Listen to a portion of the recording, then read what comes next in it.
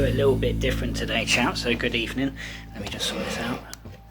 As much as I'm a fan of horse and wheels, I don't think I'm anywhere remotely close to it.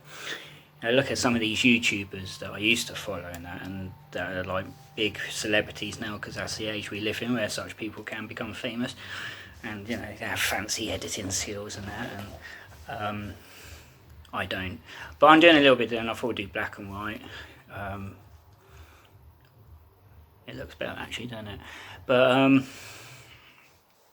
we'll start with hopefully what I've named the video, unless I've given up hope, because it's taking longer and longer now to upload videos. 3.5 hours last night, but then it was a 24-minute long video.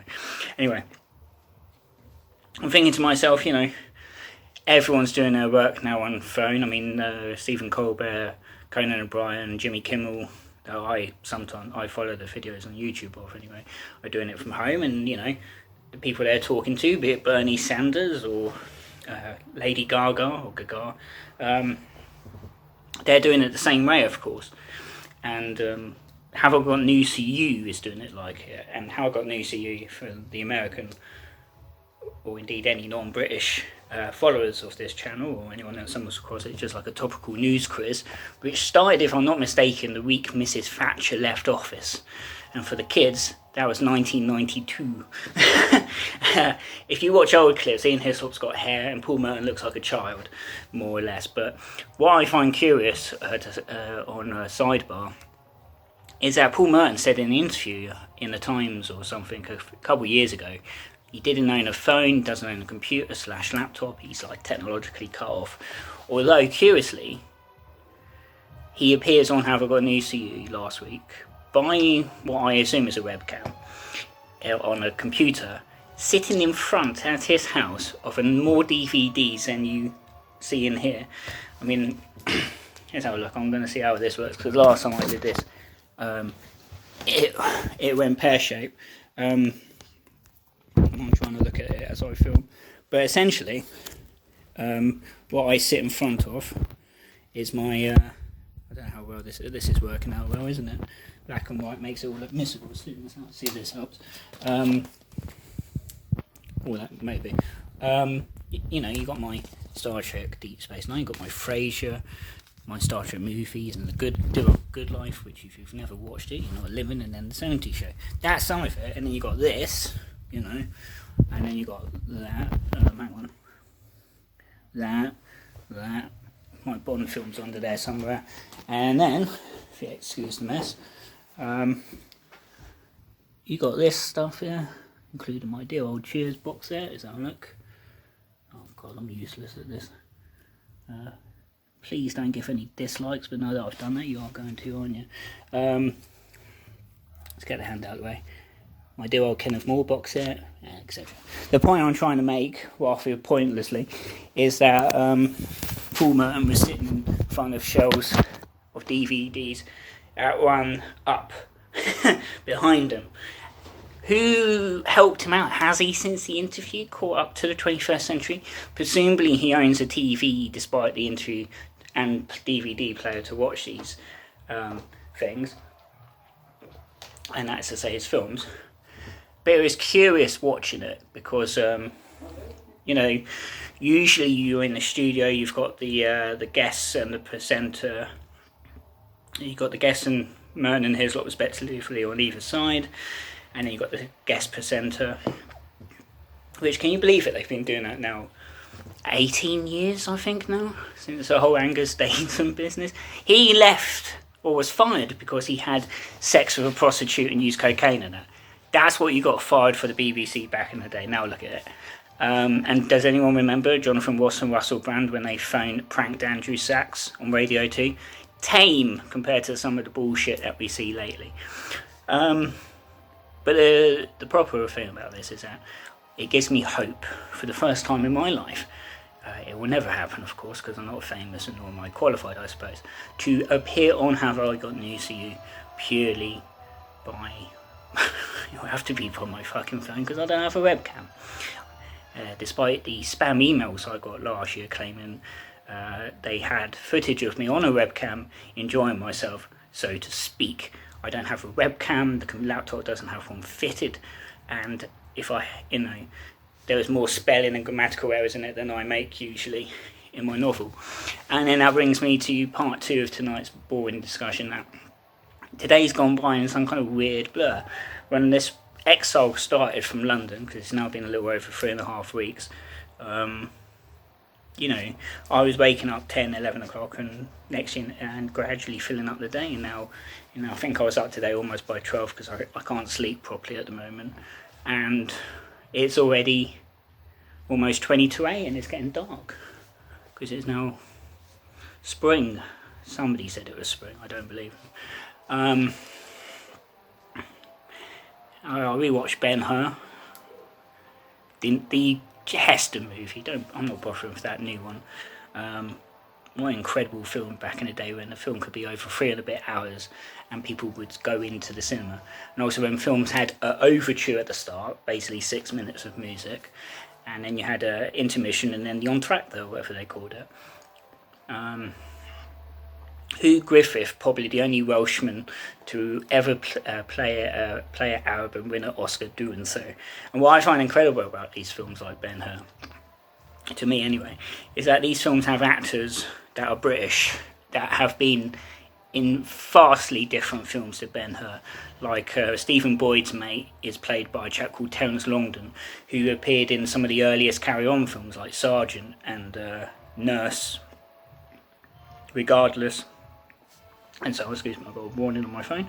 And then you've got not Finlay Coe, but you've got a chap from, and Hugh Griffith, I should add, was in Titfield Thunderbolt 3 years before, one of the most British of movies, I find it incredible that actors can do that. And like I've seen a few movies later, a chap called George Coulouris, I've mispronounced his name, but his most famous role was in Citizen Kane. He plays one of Kane's confidants, his adversary. And that is one of the best movies ever made. So they say, I think Vertigo now was displaced at the top of the pile in some list. But he did Doctor in the House with Kenneth More and playing a patient. He's in a film I'm trying to watch on YouTube called Appointment with Venus with Kenneth More and David Niven and so on and so forth. And this is a man who's in one of the best ever movies. And, I'm not saying these films aren't good. I mean, the quality unfortunately is shocking, but that's what happens with YouTube, I suppose. And also, as I said in my blog last night, because the whole idea of the YouTube channel was to accompany the blog, so to speak. Now it feels like I'm repeating myself on one or the other. I find my fingers do better on a blog than in this, because I don't know what I'm doing. Like Jeremy Clarkson once said in an interview about old Top Gear back in the 90s, is that he never knows what to do with his hands. And if you watch, you're always doing something like that when, But you only have to look at Facebook pages, as I was going to say, and like for Thames Valley Police, Aylesbury Fell, because that's where I live, and one of the most stupid pages about the Aylesbury area. I won't name it because I feel sick, but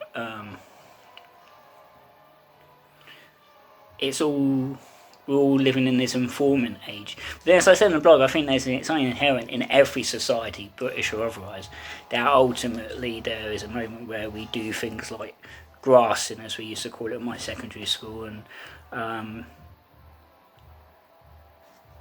it always reminds me, as I said in the blog, that of the Channel Island occupation, which is still a fantastically thorny subject you might well appreciate for those living there. But the Gestapo had many instances on Jersey and Guernsey in particular, because they're the largest occupied islands in terms of population, of neighbours reporting other neighbours or something. Somebody's got a radio, and not only that, they're listening to the BBC, or somebody said something about Hitler, you should do something, and all this stuff. One of the worst examples from what I've read is a lady called Louisa Gold, who must have been in her 60s at the time, and you look at a photo of her online, and she looks like a classic image of a woman in those days, a mother or grandmother in those days, simple clothing and everything, and apparently she had 2 sons in the war, and one of them died in the war, but she never lived to see the end of it, or liberation. from the moment the Germans landed in July 1940, or July 1940, she decided to assist the occupiers. And, you know, I've always been fascinated by alternate history, the what-ifs of history. And one of them is the invasion of England and Britain in 1940. Now, there's various who's, what's, why's factors why Germany didn't invade. Were they taking it seriously? Was Hitler serious about it? Were they actually preparing to do it? Or was it something they were never considering? I mean, Hitler had no plans before the war to go to war with Britain, so there was never fun. But we set up, under Churchill's aegis, a British resistance network known as the Auxiliary Units, the only resistance network in Europe to be set up before invasion, but never actually used, of course. And their bases are still hidden under fields and woods and everything. But anyway, in most counterfactual studies, or any book, serious book like Leo McKinstry's book Operation Sea Lion, they used the Channel Islands as a basis for what German occupation in Britain would be, but obviously on a much larger scale. I mean, you know, there were 3 million Jews, for instance, living in, 300,000 Jews, living here in Britain during at least 1940, and Germany would have deported them to the camps. As it was on the Channel Islands, there was about 8 of them. I think 5 were on Jersey, 3 were in Guernsey, and at least 1 or 2 cases they were, if not informed on, they were held out by the constabulary. So, you know, something else. But anyway, when I was doing my dissertation, which was about how Britain would resist invasion, so pillboxes and stuff, the Channel Islands were just useless for resistance in terms of geography. You know, these are islands, if you clubbed them all together, are probably the size of Greater London and a bit more. I'm not really good with size comparisons. But if, say, somebody blew up a German car in St. Helier, there's nowhere for them to get away to. If they somehow managed to escape Jersey and got to Guernsey or were aiming for England in the boat, they'd be found in no time at all. And then the reprisal as well. They'd probably half the population. The Germans, after a while, if not from the off in certain countries, were executing a double amount for every action taken against them. The most infamous is a village in Czechoslovakia that was wiped out after the assassination of Reinhard Heydrich.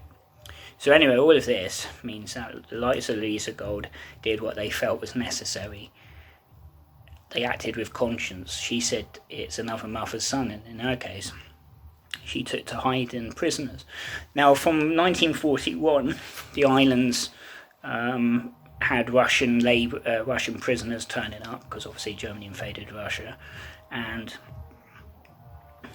they mostly were there to build part of the Atlantic Wall, Hitler's idea of defending mainland Europe from invasion, and famously it was largely useless when D-Day did happen, but the Channel Islands were part of it. And infamously on Alderney there was a concentration camp, the only one on British soil during the war, and she hid a Russian prisoner in her house, and I think that was 1942-43, and then in just around June 1944, when D-Day must have been kicking off and the islanders' hope started to raise, a neighbour informed on her, and she was arrested along with her sister and brother, and they were sentenced to 2 years in prison. But prison in Germany in those days meant something entirely different, and they were dispatched to the continent. The brother ended up in Belsen concentration camp, one of the most notorious, whose liberation, the anniversary, will be on the 15th, and Louisa Gold ended up in Ravensbrück concentration camp, which was for women. And not many people know it. In fact, American tourists, when she asked me were there any British in the Holocaust, were surprised when I said there were. Only a handful of Channel Islanders ended up on the continent. Not all of them went to concentration camps, but a few did, including Louisa Gold, and ultimately she died in the gas chamber in February 1945, and she's honoured today on the islands as a heroine. And she was the only one that resisted, and there were resistance, but it's a very extreme example of snitching. But, you know, there would have been people during the Civil War informing on people, be it their own family even, and all the way back to when man started off in what is now Britain. I mean, there's over 1 million years of human history on British soil, and in London alone there's over now 10,000 years, and there's probably something before 10,000 years. But it seems that social media and the like is alright, made it easier to report and stuff, but also, I wouldn't say it's endemic, but all you see or I hear, because I'm stuck in this house, is people saying about kids in parks and people in sunbathing in cemeteries, which is why I am with that bit. It's like this is now brought, like Private Eye say, there's now this kind of like Stasi style informing. I mean, I want to go out in the next 3 days at least to get bread and milk and stuff, and then, like I do now, stay in the house for 4 days. And there's stories, I'm sure it's not everyone, it's not happening to everyone, but people being shouted at on the streets and spat and coughed and that. And some of these are NHS workers, and it just makes me a little bit nervous about going out of the house. And it's getting to the point that I'm almost in a bunker mentality. Aside from the odd phone/video conversation, I've not really spoken to anyone since this started. So, though for some of you it's a nice way of hearing me speak and stuff, it's not really doing me much good, these videos, I don't think. So we'll see. I'd do more videos if I knew that I could edit and stuff. I'm not looking to make anything fancy, but I look at some of these YouTubers who talk about London, and there's one guy who goes around the underground and trains and stuff, and it's like it'd be nice too. And I miss London, as only I can. It's getting to the point that it's I don't know.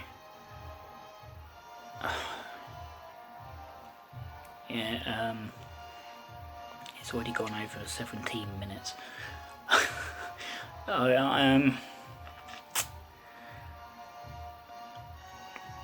yes, hope we can get one to organise you. Your latest bottle of wine is another Morrison's Triumph, from the looks of it. It's Merlot. Why catch a cab when you can Merlot? It's French, it's called 10APR20 or something. Apparently it is ideal with rich stews or grilled red meat. It says here, know your limits, do not regularly exceed. Too late for that, Mush. Some of us are not destined for greatness. And none of us will have greatness thrust upon us. I've really got to stop touching my face when I do these things. I itch like no man's business on my face. I'll tell the internet that. Like that, but probably just my hair is stupid. But as the blog says, I'm gonna go for a bit. I'm calling it the Das Boat moment because they couldn't frequently shave and stuff. Any submariner during the war, never mind Germans, and probably end up looking like how Damian Lewis looked in the first episode of Homeland when he was rescued from his hostage situation. And Homeland, this 8th season, bloody hell, they killed, spoiler alert. Okay, that's a long enough pause for you to start the video. They killed Beau Bridges. I mean, come on, man, it's Beau Bridges. And how many presidents has Homeland killed off? I mean, America's only had one assassination of a president in the past century, and I'll say one alpha assassination attempt that almost worked. Well, at least a bullet found Reagan. He was alright, obviously, but bloody hell, Homeland decides to crash the helicopter. You think, did they have to? I know it's for plot and stuff, and it's introduced this useless vice president who's now president, of course, with a guy that looks like a Steve Bannon type, and that other guy who advises Trump, who looks like an alien, Stephen something cover. And it's like, and now they've killed Max, who's been helping carry out since the first season. I mean, come on, man. And Linus Roach is in it, and I've sort of liked seeing Linus Roach and stuff since I watched The Gaffer and Storm, and he's British, and I always marvel, because I'm easily impressed, how actors like Damian Lewis and Linus Roach and others can do accents, especially American accents. Now, with Damian Lewis, it seems to be the same one in Homeland he used in Band of Brothers, so maybe it's a bit tricky, but Linus Roach is in it. And it's interesting to see where the series goes, because this is the last season of Homeland that there's going to be. Are they going to bump off this president? You got the impression now that they've killed the Taliban leader, all hell's going to break loose in Afghanistan. Where does it end? It will, and the thing is, Homeland's not the kind of series, I don't think, that will end for good with a happy ending, like how in sitcoms like Friends and that, everyone seems to be ending up partnered together and it ends on a high note because it's a sitcom. And I've not seen many other famous shows. I haven't ever watched episodes of The Sopranos, but Homeland is not going to end with Carrie and Sol tripping off into the distance, is it? So it makes you wonder, makes me wonder, and I just wish Channel 4 could do what they did with the Windsors and Toaster London and stuff, and just slap the whole damn thing up now and to hell with it. Where are we going to go? I've got no football to watch. Not that Portsmouth is on TV unless we're in the FA. We get certain far in the FA Cup, and we did, and I can watch it because I don't have BT. Can I watch the Tour de France? No, because it's not on for a start. And also the FAF screwed over non-league football. I'm sure they can't win either way, but expunging the records of all those teams below Conference North and South level, and teams like South Liverpool, who have been in the lower tier now longer than they thought. They used to be one of the biggest names in non-league football, and Vauxhall Motors were technically promoted and Jersey Bulls were promoted.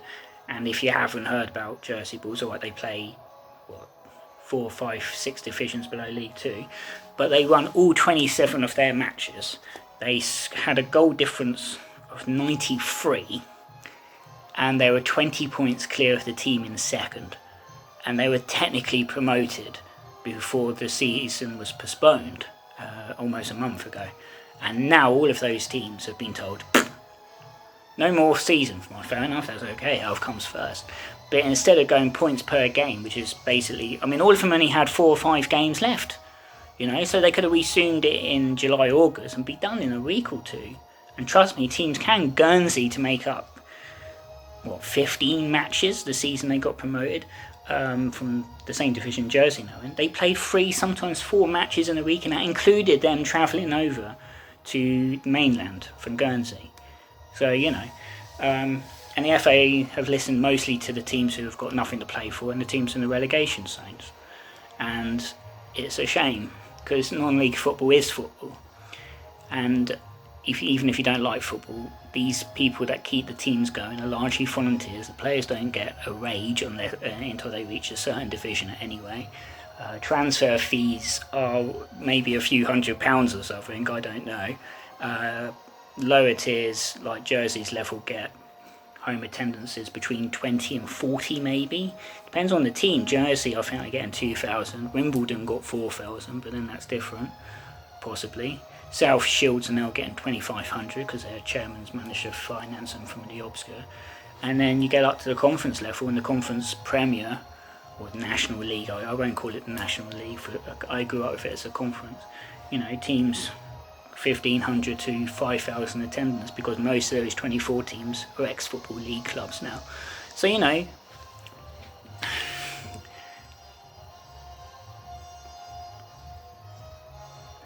that's now my longest video. I'm sorry for the length, said the bishop to the actress, but quite honestly, I always do these things like nobody's watching or listening, and I know some people are, especially my overseas friends, because for some of you, you don't know what I sound like. It's not a good sound. And I was going to do a bunch of impressions like Sean Connery. That's not the impression, but I'm trying to raise money for Samaritans. I was hoping to do £220 by May, because it's 2020. Ideally, I was trying to set it on Facebook to last till my birthday from the start of the year. I've only managed to raise £8 for it. So if you look on Facebook and just Google, type in "For Samaritans" in fundraisers, you should hopefully find me. And I should, they're doing a job and a half at the moment, I'd imagine now. I'm not the only person that's writing to them, and I have my friend to thank for that. But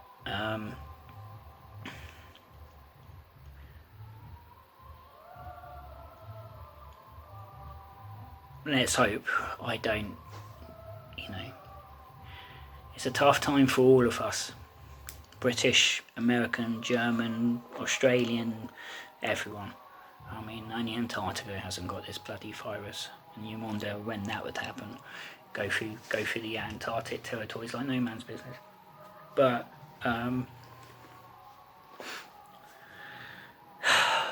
we'll see how it goes. I keep saying that. And well,